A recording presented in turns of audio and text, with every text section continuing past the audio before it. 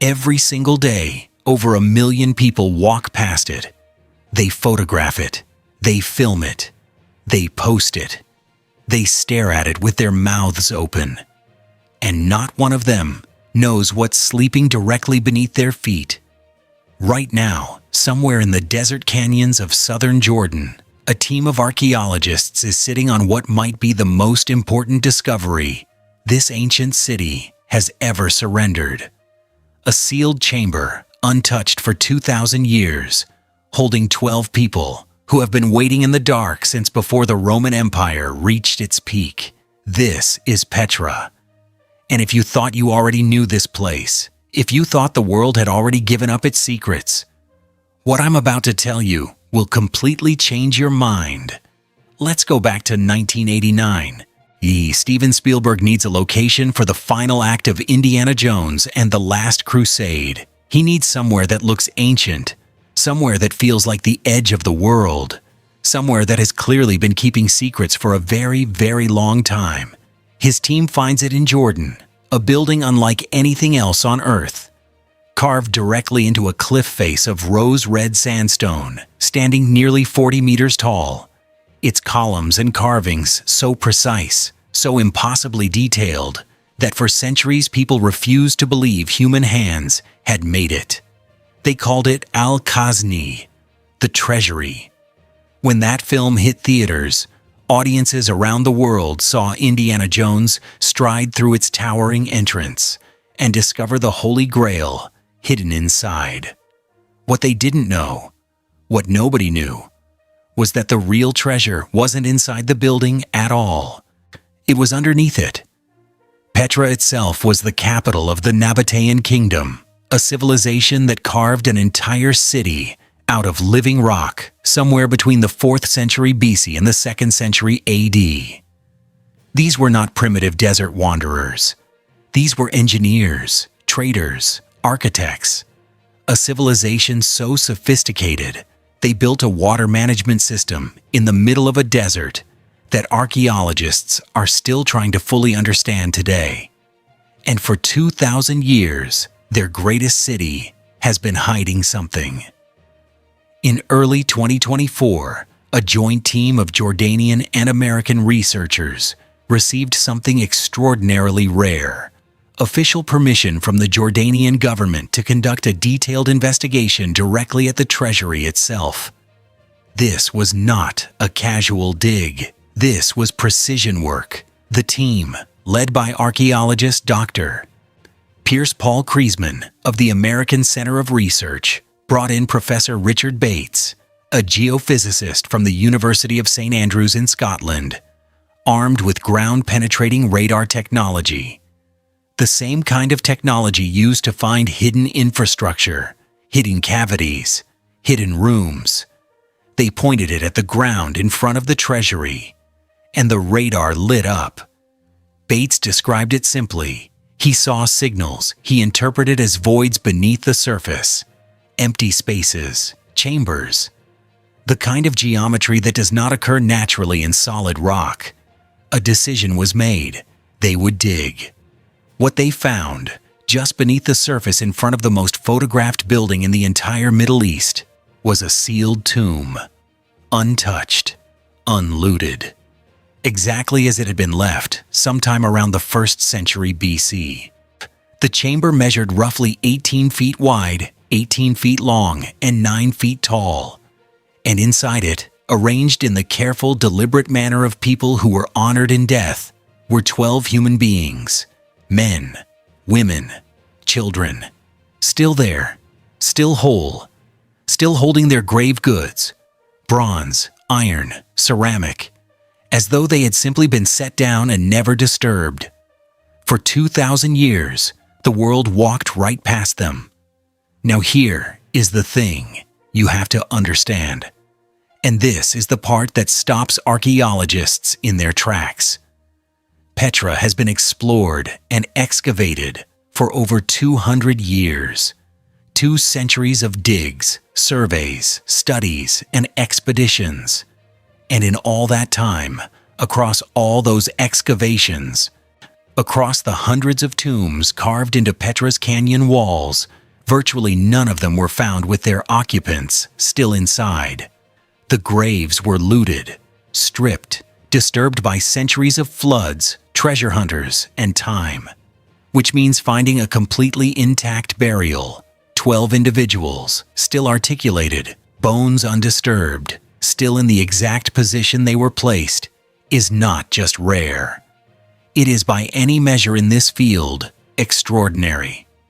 Dr. Kreisman put it directly.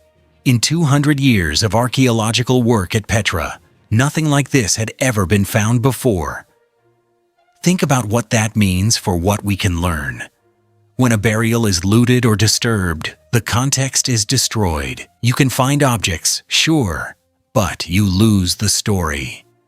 You lose the relationship between a person and the things placed with them. You lose the ritual. You lose the intention. Here, that context is intact. The way each individual was positioned, what they were holding, what was placed beside them. That is the difference between finding a sentence and finding a paragraph, between a clue and a confession. And there was one detail in particular that stopped everyone on the team cold. One of the 12 skeletons was found with its hands wrapped around a ceramic vessel, a chalice-shaped vessel. The moment that detail emerged, the team looked at each other and felt the weight of it. In Indiana Jones and the Last Crusade, the climactic scene takes place inside the Treasury. Indy reaches into a stone chamber and pulls out a simple, unadorned cup, humble, ancient, ceramic, the Holy Grail, not golden, not jeweled, just real. The production designers who built that prop did not make it up. They studied actual Nabataean pottery. Nabataean ceramics are famously fine, often less than 2 millimeters thick, delicate, precise, designed for ceremony. The filmmakers based the fictional Grail on the kind of vessel that would genuinely have been found in this place. And now, beneath that very building, archaeologists have found exactly that. A skeleton, 2,000 years old, hands still cradling a ceramic vessel that looks in photographs almost identical to the prop from the movie. Art did not imitate life here. Life, as it turns out, had been waiting patiently in the dark, ready to confirm what the filmmakers had suspected all along. To understand why this tomb matters, you have to understand who built this place. The Nabataeans are one of history's most fascinating civilizations, and one of its least talked about. They emerged in what is now southern Jordan around the 4th century BC, not as conquerors, not as empire builders in the traditional sense, but as traders, masterful, relentless traders who controlled the incense routes, stretching from Arabia to the Mediterranean. Frankincense, myrrh, spices, silk. The goods that the ancient world most desired passed through Nabataean hands. And Petra was their crown. They did not just carve buildings into rock for decoration. They carved an entire urban ecosystem, temples, theaters, markets, a water channel system so ingenious it could collect, store, and distribute rainfall and spring water across a city of tens of thousands of people in a desert, using gravity, cisterns, and ceramic pipes. The Romans tried to take them once in 62 BC. They failed. They succeeded in 106 AD, often when the last Nabataean king died without an heir, and the Romans simply moved in. But by then, Petra had already existed for centuries. Its builders were already legends. The people inside that newly discovered tomb lived somewhere in the heart of that story. At the peak of the Nabataean kingdom, when Petra was not a ruin, but a living, breathing city at the center of the world. Here is a number that is almost impossible to process. 85% of Petra has never been excavated. The city that has captivated the world for 2 centuries, the city that draws over 1 million visitors a year, has, by all estimates, given up barely a fraction of what it contains. The temples, the tombs, the streets, the homes, most of it is still under the sand, still waiting. The ground beneath the treasury alone may hold further chambers. Professor Bates confirmed the radar detected additional voids in the surrounding area. There could be more tombs, more individuals, more sealed stories waiting to be opened, and the questions this particular discovery raises are still being answered. Who exactly were these 12 people? Were they royalty? Were they priests? Were they a family? DNA, NOx analysis may eventually tell us whether they were related to each other. Isotope analysis of their teeth could reveal where they were born, what they ate, how far they traveled. Every bone in that chamber is a sentence in a story that has been waiting 2,000 years for someone to finally read it. There is something almost overwhelming about what happened here, the most photographed building in the Middle East. A monument so famous it was chosen to represent the fictional resting place of the Holy Grail. A wonder of the world that over 1 billion people have seen on screen.